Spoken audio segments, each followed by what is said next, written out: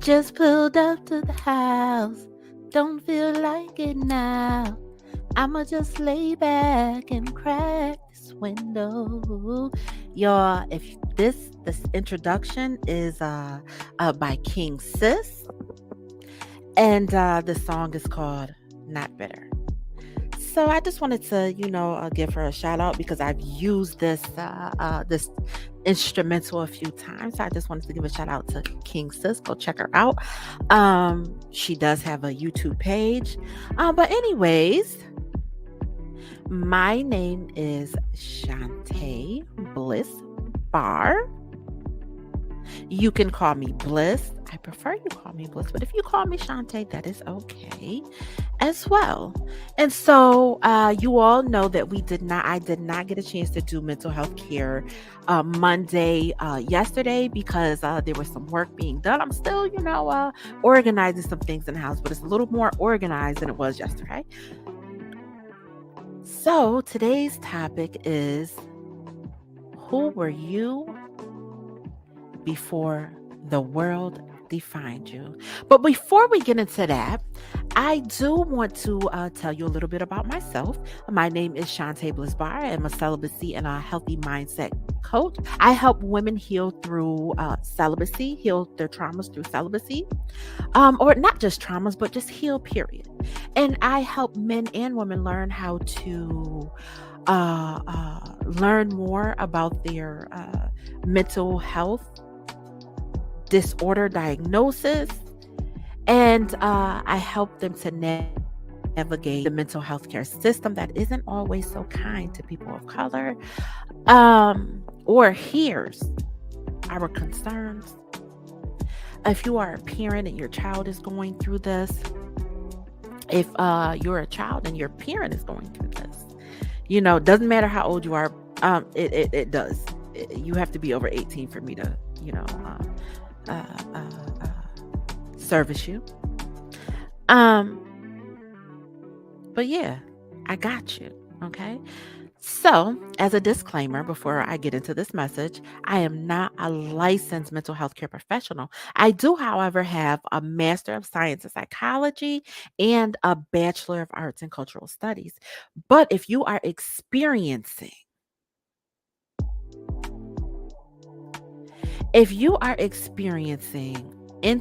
any mental health concerns, if you feel like you want to hurt yourself,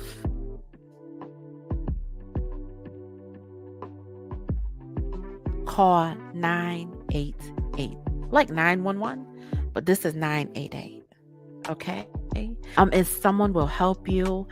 If you are in a crisis mode, or go to the nearest hospital. Okay. Don't be afraid to get the help. It is there. Don't be ashamed. Don't let the stigmas define you. Okay. So, who were you before the world told you who you are? That is the topic for today.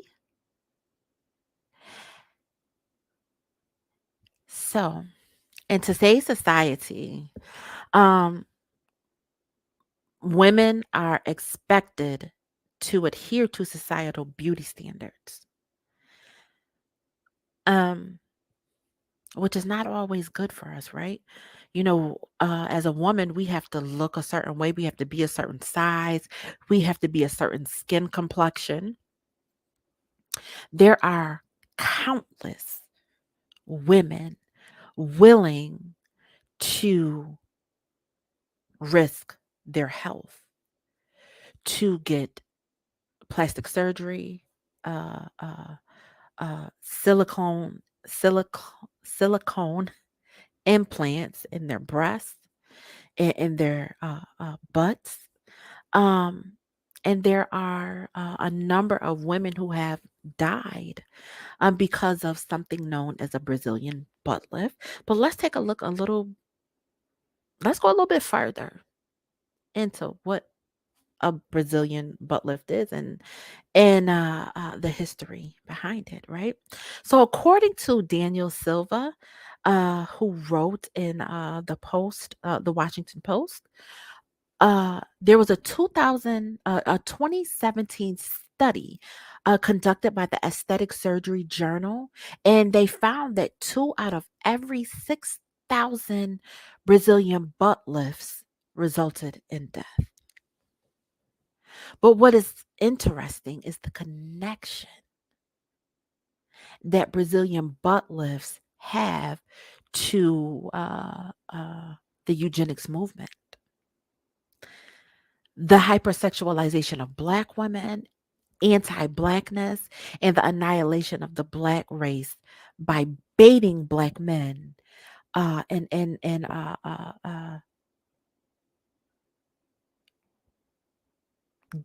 giving the appearance, for lack of a better word, that's not the word I'm looking for, but it's the word I'm going to use right now. For giving Black men the idea that Black women are not desirable and that women who have the body of a Black woman, but the skin color of a white woman is more desirable.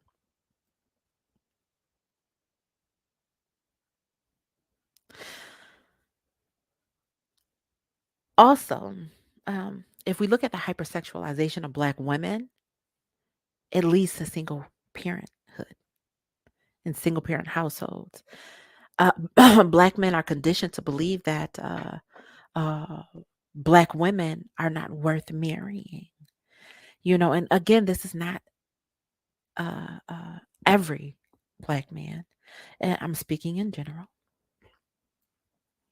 So the desired body type is, and with the skin complexion, is to have a body like Jennifer Lopez and the Kardashians and Rihanna and Beyonce, and as opposed to women who have darker skin.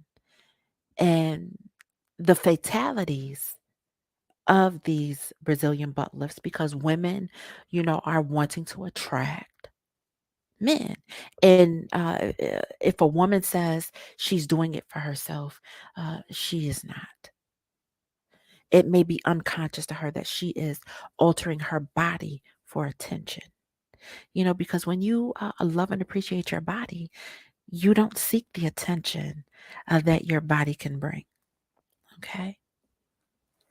So, but the majority of these fatalities from the BBLs is Black women, because that is how it was designed. You have to do the research yourself, and I will link some articles so that you can read them for yourself. It's very interesting. It's very sad that today we live in a society where we are not accepted for the beauty that we possess already, and especially what is on the inside, and letting what is on the inside shine on the outside. Now, there is also still, which is crazy, right? This debate over hair. Who has the best hair? You know, Black women's hair is not seen as beautiful. Um, it is, I actually read somewhere a few years ago when I uh, went back natural, because I went natural in 2001. And I ended up getting a perm because I wanted to see whether the response was going to be different. Because once I went natural, the same dudes who were catcalling outside of the store beginning doors for me and saying, instead of, "Hey, yo, ma, what's good with you? Let me get that number or something." You know, they were saying, "Good morning, sister. How you doing? Good evening, sister. How you doing? Be blessed today." And I'm like, wait a minute, hold the heck up. The only thing I changed was my hair. And so in 2006 or 2005, I think maybe 2005, 2006, 2005, I permed my hair. I wanted to see, was there a difference? And there absolutely was a difference in how I was treated. And that's okay. That's okay. That's okay. There is this, I've heard countless men say Oh, let me get back to the post that I see when I first not first went natural, when I went back natural, when I did my second big chop. I came across a man. There was a man, a black man, and he said that his woman has to have her hair permed. Now, not only are our bodies controlled by white beauty standards, but black women, we are forbidden and discouraged from wearing our natural hair, especially in the workplace. I mean, this is it's growing that women, black women, are embracing their natural hair, but there is still this debate on beauty and what's beauty and what's acceptable. But I ask you all, what sense does it make for anyone to tell anyone that they can't be who they naturally are? That robs a woman of her pride. Okay. That is what it does. And her self esteem. And why is blackness being attacked? Again, this is the eugenics movement annihilation of the blackness through attacks on black women. It is what it is. You got to look these things up for yourself. Please don't take my word for it. Look these things up for yourself. Believe it or not, there still are a lot of businesses that forbid black women from wearing certain natural hair care styles, right? And the military just recently uh approved of protective styling for black women. The craziest thing I have ever heard a black man say is that he does not want a woman with fake hair.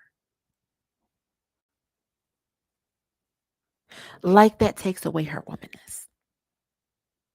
I have natural hair, um, but I will never down on another woman who has a weave, permed hair, or wears wigs.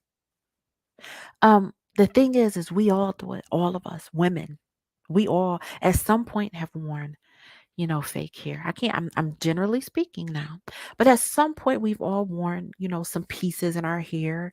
And, there is this misconception that white women do not wear wigs or do not wear hair pieces. Not true. I met a white woman once, and she wanted to know, I had a sew in, and she wanted to know where I got my hair done. This is before, I don't know what you call it, where they actually take the pieces of hair. I can't think of what you call it. But she wasn't from New York. She was from California. She had just moved up here. She had just moved to the place where I lived, and she wanted to know where I got my hair done. And I'm looking at her like, what? And I think she saw that I was, getting offended. She was like, I don't mean to offend you. She said, you think my hair is real? And I said, yes. She said, my hair is not real. And she told me how her hair was done. And I had to tell her I don't know where they do that at. And she says she paid like $1,000 to get her hair done. And I'm like, nah, I ain't paying no $1,000 to get my hair done. But there's this misconception that white women and women who are of a different ethnicity do not wear hair extensions, and that is so not true. We all do it. Let's be real about it.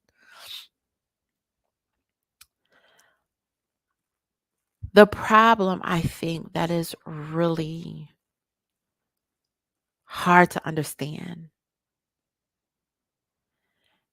is that some black men, though, are conditioned to uh, not love themselves. And I just seen a TikTok post. I wish I would have saved it, where she was white and she was saying that black men desire white women for power, and they want to get close to white men. for this power. And that's why they want to date white women. And she says it can be unconscious to them, but uh, she made a lot of sense. But it's like this, first of all. Love is love, right? And you love who you love. But there is a difference when you prefer. I mean, we all have preferences, but there is a difference when you prefer to not date black women. You know, it's like, why? And you're black and your mother is black. And you're dishonoring your mother. You're dishonoring your ancestors. It's okay if you want to date outside of your ethnicity. But when you exclusively date outside of your ethnicity, I think that's a problem. I think that's a problem. I think that's a self problem. Um, it's like, for me, this is what I think. It's like, what a way to honor your mother by telling her she isn't good enough and bringing home a woman that cannot share in your experiences nor her experiences. Now, don't get me wrong. I have uh, white female friends who try to understand. They try, you know. Um, And for the white women and the other women of color who are listening to this, and if you are offended, then you should click off right now, because I do not plan on sugarcoating anything. This is documented history, and talking about it can heal it, can shine a light on it. Um, I will not stop talking about race and racism, especially something that isn't real. It's real because people have made it real. The race is who's getting to the finish line. And this is where the eugenics movement comes into play. If you don't know about the eugenics movement, I suggest that you look it up, because I'm going to tell you the eugenics movement was about more than annihilating black people. They also sterilized white women. The first sterilization was a white woman, and her family. Look it up.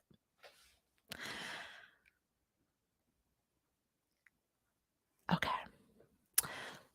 So, as far as hair and our culture and our bodies are concerned, this whole ideal of cultural appropriation. Now, I really, really, really didn't understand cultural appropriation because I had white friends and I would do their hair and I would braid their hair and, twist their hair. And quite a few of my white friends were passing for everything except white. I promise you. I remember I had a white friend. She would tell people she was Puerto Rican. And I would look at her like, girl, you ain't a bit more Puerto Rican, but if that's who you want to be, that's who you want to be that. So I never understood a cultural appropriation until I really began to look back at it and remember when I was picked on in high school, not at high school, I'm sorry, in grade school. And and I come from a predominantly white city in upstate New York. And it was, they teased me about my hair being greasy and oh my gosh. It was just crazy. Some of the things that was said about my hair, that I had to try to explain about my hair, especially the protective styling, so many things, especially the braids, right? Uh, and to have white women begin to wear braids, and now it's popular for white women to wear braids when these same white women look down on me and my sisters, for our hairstyles. So I get cultural appropriation. Um, what I don't get is why it is not talked about, as far as we talk about.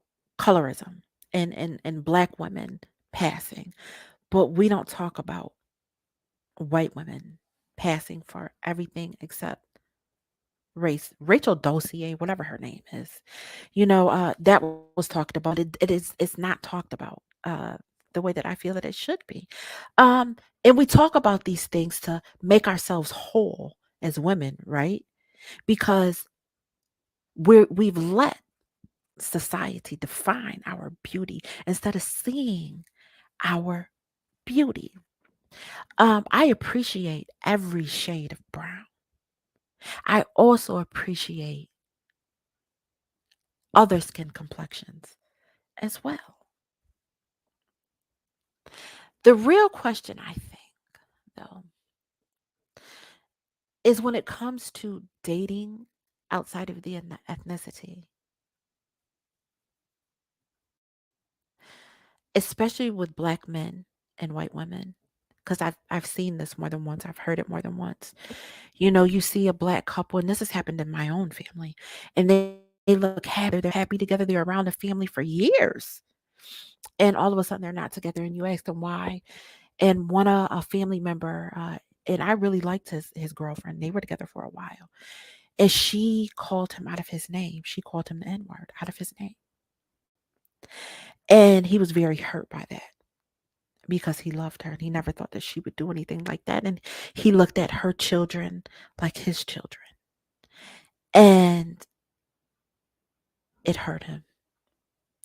Um, I can go through other examples, but it is what it is. The question is, oh, how do these black, and I'm not ostracizing or looking down on these black women, but black men, but how do they feel afterwards?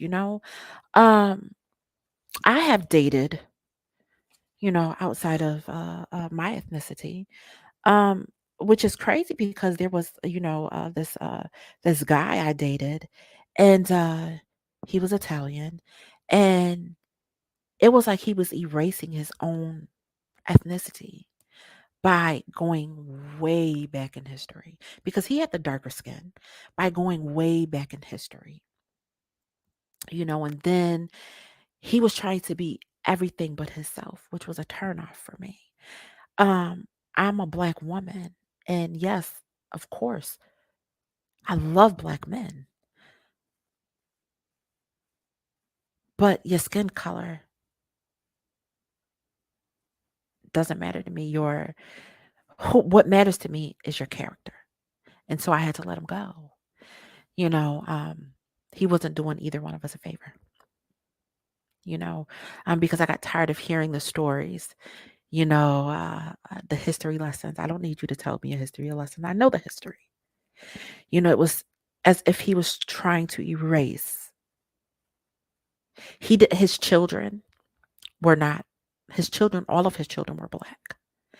And he said that he did not want to have children that were white. And it was like, you really buying into this whole race thing, aren't you? And that ain't me. But anyways, I think what's worse when it comes to skin complexion and hair, and I think it's when another woman competes with another woman, right? What sense does that make? It just doesn't make any sense to me that a woman can compete and downgrade another woman based on physical attributes, especially when it comes to another black woman.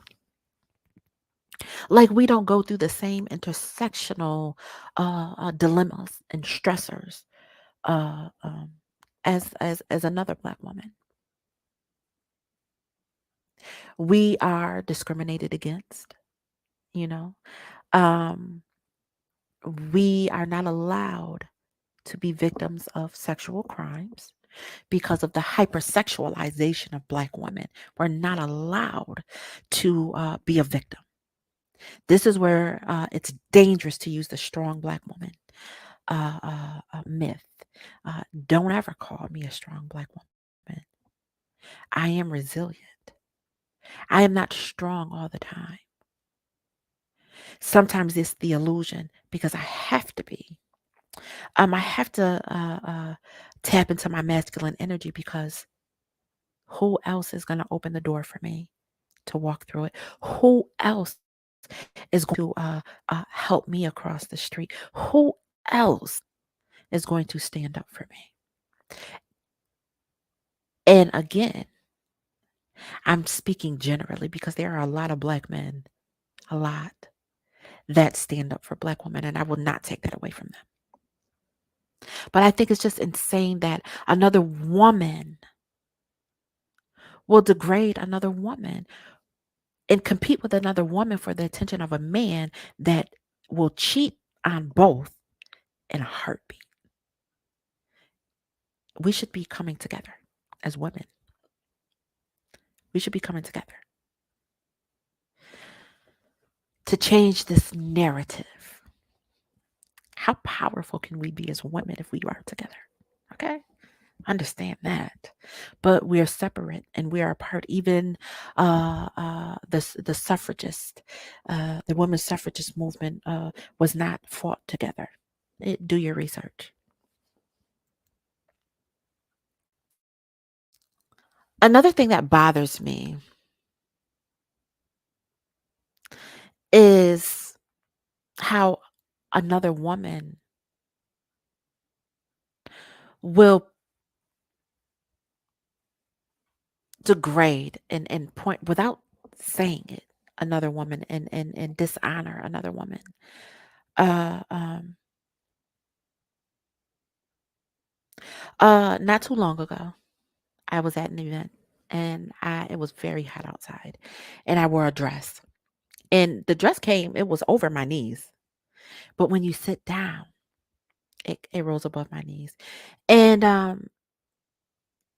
I would have brought one of those handkerchiefs, those lap things that they have in church for when, someone, they get prayed for and they pass out. They got to put the little cloth over them, or when they're sitting on the front row, and they have, a skirt on, that is that comes to the knees or is not covering the knees, they'll put that on them. And I would have brought one of those, but I don't have one, number one, and I just wasn't even thinking about it. But there was a picture. There was a white woman there, and she was taking photos, and she took a picture of me while I was eating.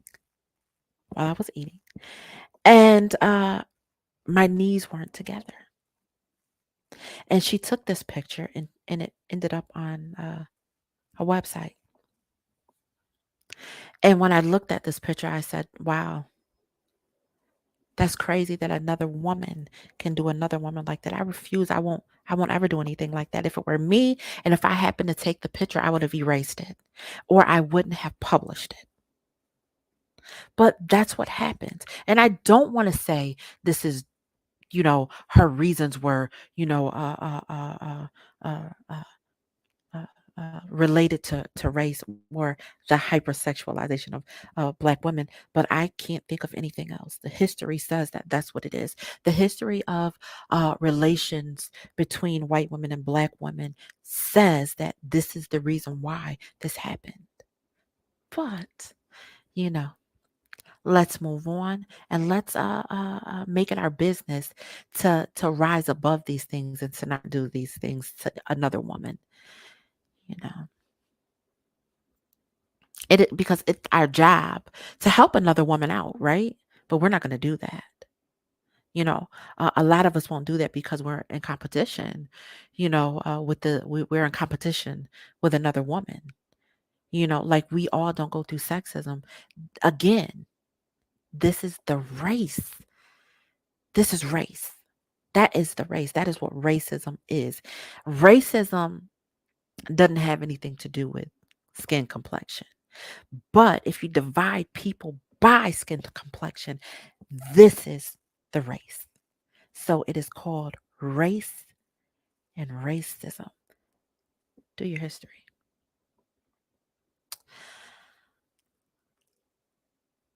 Who were you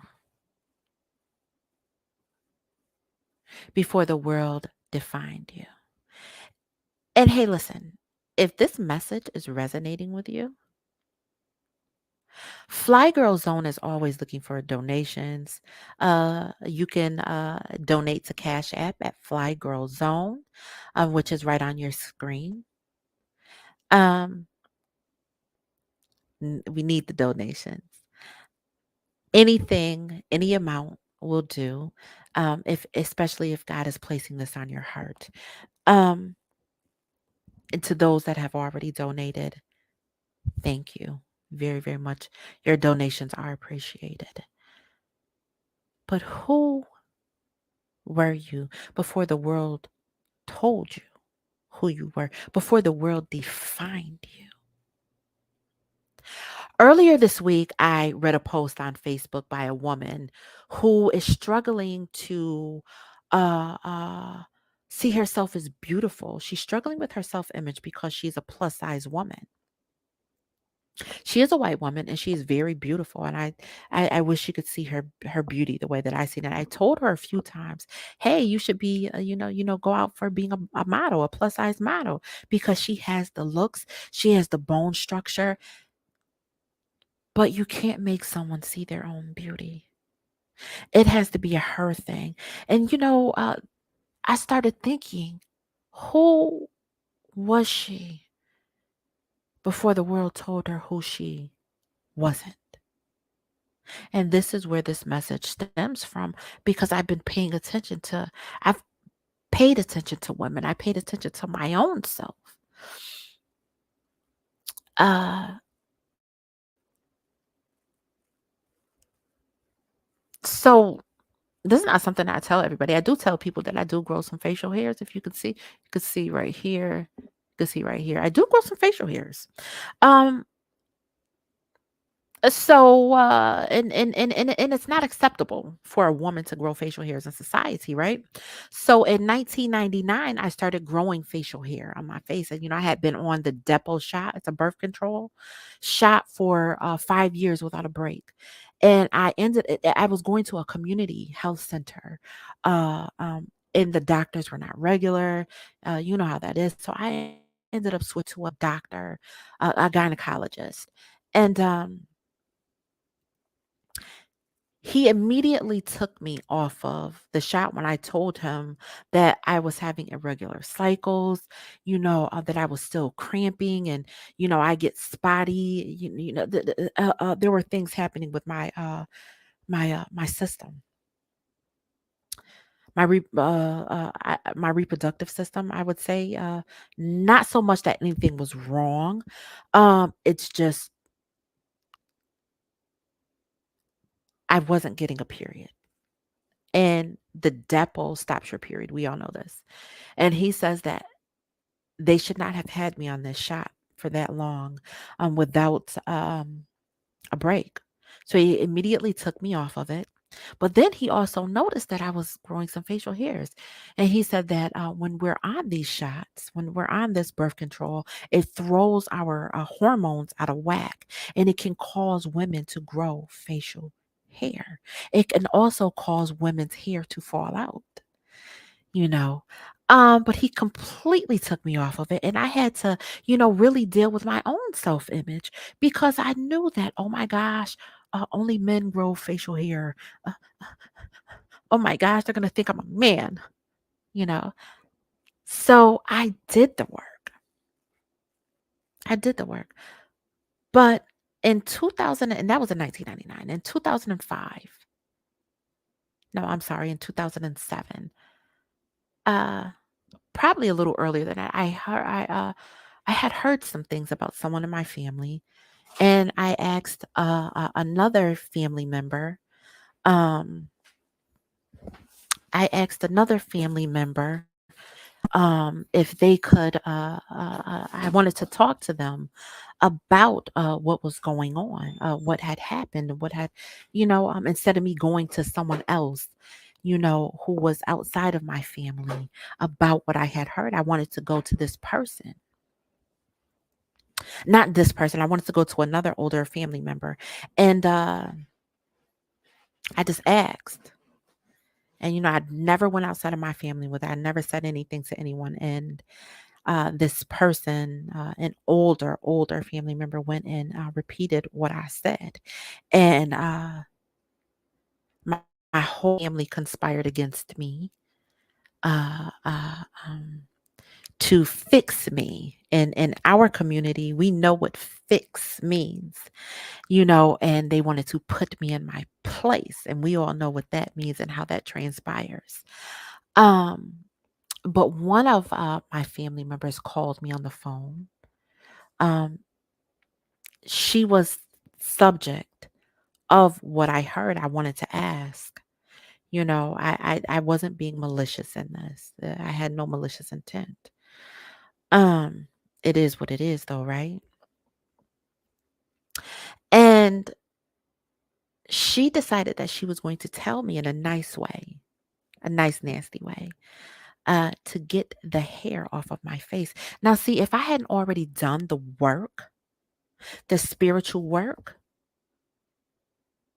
the healing work, if I hadn't have begun to see my own beauty, that could have affected me. But what hurt me was that she was trying to hurt me on purpose. But then I had to see, shortly after I had to see that she was projecting onto me her own self image. Again, who were you before the world defined you? Who are we not to love ourselves the way that God loves us? So in Jeremiah 1 and 5, 1 5, and let me actually, I want to, I want to show you this. Jeremiah 1 5. Just bear with me for a second while I actually share my screen with you.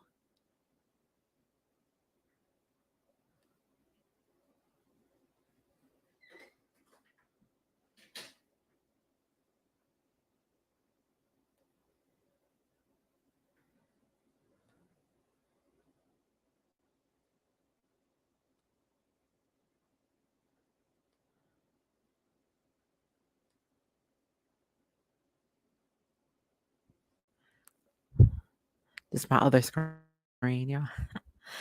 So Jeremiah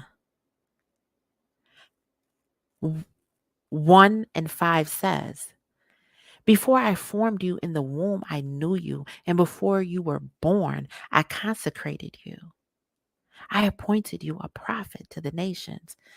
Okay. Now let's go to, let me look at my notes. Isaiah 44. Let's go to Isaiah.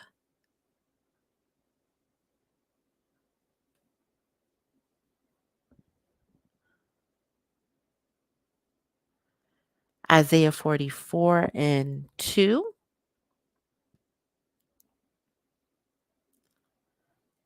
Thus says the Lord who made you, who formed you from the womb and will help you. Fear not, O Jacob, my servant, Jeshurun, whom I have chosen. And let's take a look at Psalm 139, 13 through 16. I'm 17.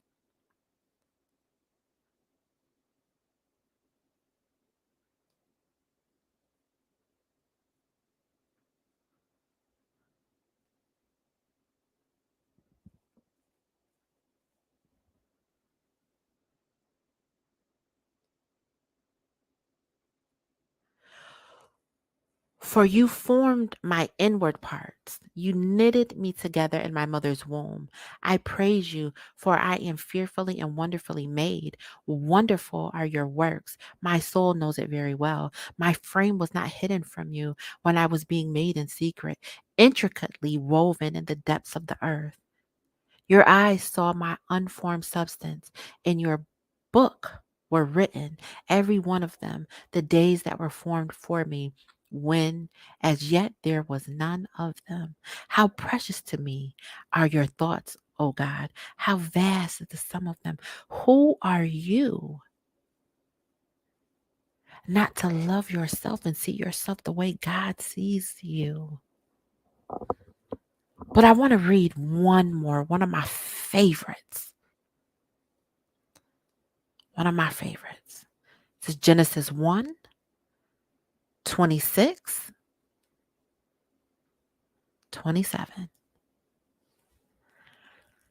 Then God said, "Let us make man in our image, after our likeness, and let them have dominion over the fish of the sea, and over the birds of the heavens, and over the livestock, and over all the earth, and over every creeping thing that creeps on the earth." So God created man in his own image. In the image of God, he created him, male and female. He created them. Who are you not to believe that you are everything that God says you are? Who are you not to believe it? Now, let's, okay. Who are you not to believe this? Who are you not to believe that God made you beautiful? Who are you to believe that God made a mistake? When God created you, God doesn't make mistakes. All your so-called flaws, all of your flaws are there for a reason. Who are you not to love yourself the way that God loves you?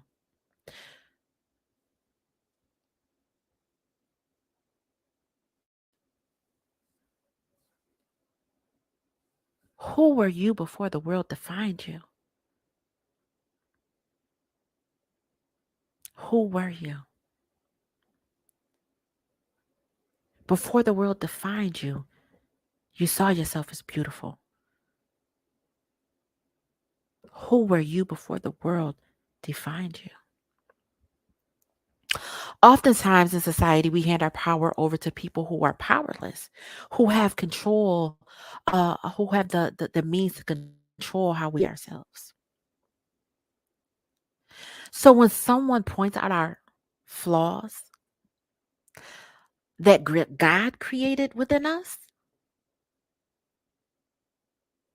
they are not seeing themselves. They are projecting their own self-image onto you.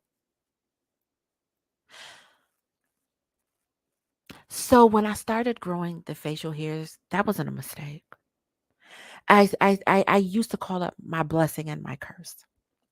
I no longer call it a curse. I just call it a complete blessing because at the time I was getting a lot of attention. The attention that we like to get from guys. Not that I paid them any attention, but it's nice to, feel wanted and, get the attention and have somebody tell you you're beautiful. It's nice to get that attention. And it was going to my head. I was beginning to get conceited. Um, but it was also shining a light on my own insecurities, right?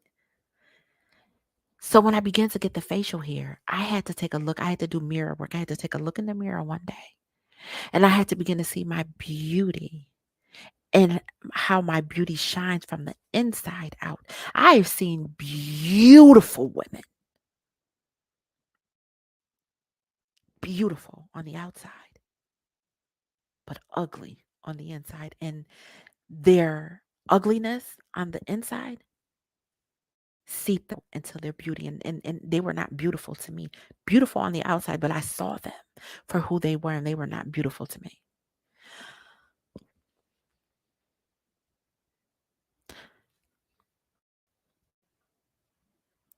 I'm going to tell you something. Do not allow anyone to project their insecurities onto you. Do not allow anyone who has a low self image to make you have a low self image, low self esteem, and not see your own worth. Who are you not to see yourself the way God sees you? And we were formed in the image of God. There are no mistakes. There are none. The mistake is the attitude, the mindset. So I thank you guys for listening to me today. But hey, listen, I got a treat for you all, right? You guys all know that I do have Neiman Noir, and Neiman Noir is going. So those of you who have gone to Neiman Noir and are trying to purchase things, I cut it off. For right now because I have some things that I need to do on the site. I have to upload some clothes, and I don't want to really upload anything. Um, because I will start selling my stuff live. Um, and I will direct you to the site. But for now, you have to actually go to my other site to purchase things. And I won't put any more items except these shoes on here because I'm trying to build up the inventory that I have on hand. But for now, I do have these Remy. These are Journey Collection Remy shoes available. I love these shoes. They're very comfortable. You do have to break them in, though. Like every shoe, you can't just put these on and wear them to work when you're standing on your feet all day. Don't do that. Don't do that with any shoe. I promise you. Uh, uh, it won't end well for you. Just walk around in your shoe. If you want to wear these to work, put some thick socks on so you can stretch them out, walk around in them in your house. Stretch them out, and then But these are new. Nobody has ever worn these. I do have my a seller's permit. I have a seller's license. I also have a certificate of authority so that I can sell things. These are not stolen. They're not a hot item. I wouldn't be stupid enough to get on here and sell a hot item. I don't purchase hot items. I ain't gonna say I ain't never purchased a hot item because we don't know, somebody walking up to you and they got something, I mean, we've all done it. I don't do it anymore though. But so these are Remy, and I don't have very many left. These are 8.5. So I do have 8.5s left. I do have a 9 in this and a 10. This is Lenny Stone. These I only have left in an 8.5 and a 9. I will let you know when you can pre-order them. Right now, the company that I buy my name brand items from, and they are legit. Um, they're out of stock on a few items that I want. So when they do get back in stock, you can purchase them. These are Lenny. I freaking love these, yo. See, they have never been worn. Just want you to see they have never been worn. Um, they are in the original box. They are Journey Collection. And, just for you guys on this live, I am discounting them. They are retailed for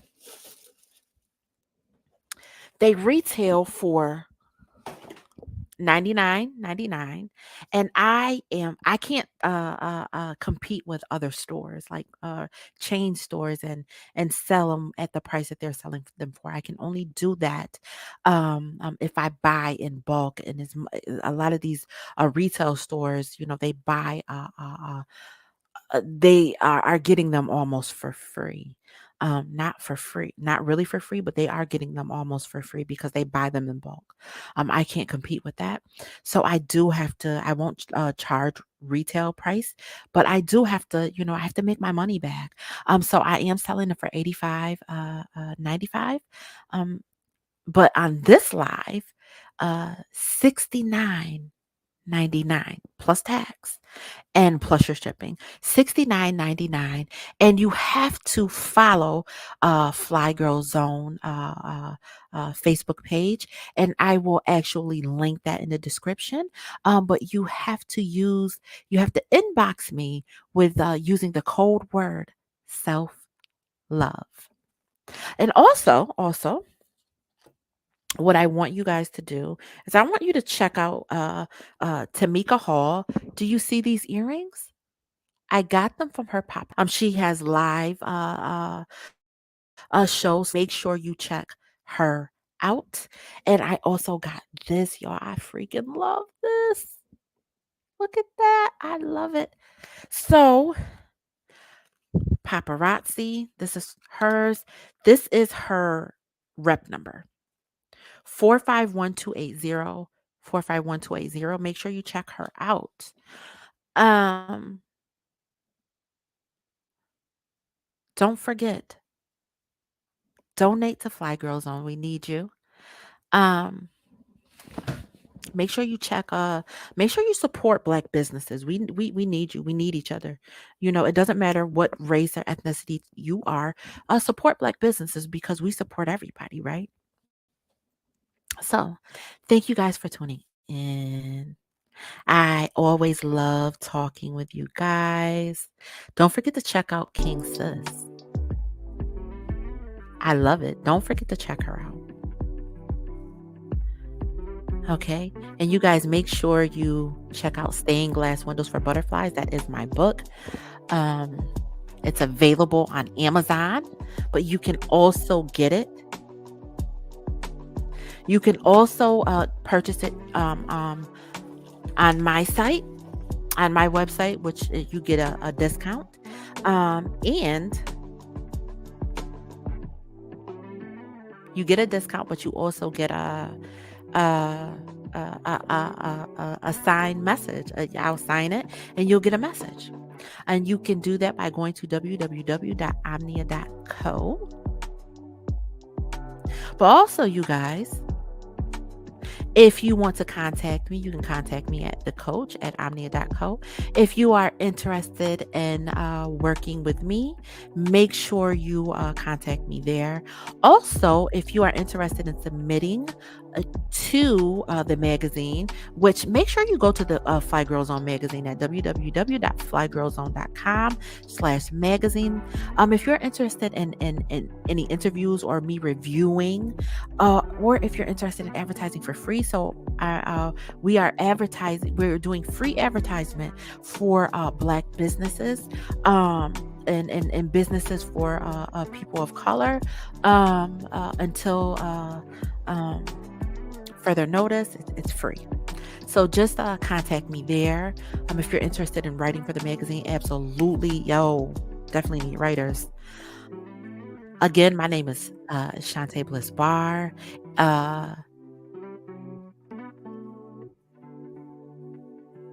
If you need to contact me about anything, my business related, my phone number is 315-530-1998. Again, my name is Shantae Bliss Barr. I am a celibacy and a healthy mindset coach. I help women heal through celibacy, and I help men and women learn more about mental disorders that they have been diagnosed with, they or their family members have been diagnosed with, and I help them navigate through a mental health care system that isn't always so kind to people of color. So go over to Omnia Journey LLC at www.omnia.co and sign up for your free 1-hour coaching session. If you're interested in booking me for your speaking session, you can contact me at thecoach@omnia.co and we can definitely talk about those things. Hey, listen, you guys, it's time for me to go. I will see you next Monday. Also, like my pages, like the Fly Girl Zone page, like my Shantae Bliss Barr page on Facebook, so that we can connect with each other, because I do live videos on Facebook during the week. But again, if you have any questions or concerns, 315-530-1998. If you are having a mental health crisis, or if you are thinking about hurting yourself, go to the nearest hospital or call 988. Don't be ashamed to get the help, okay? I hope you all have a blessed week. I love you all with the love of Christ, with the love of Yeshua HaMashiach. I love you all. Honor your mother and your father. Treat your brothers and your sisters with respect. Be kind to your neighbors. And most of all, love and be kind to yourself. I am Shantae Bliss Barr. Peace out.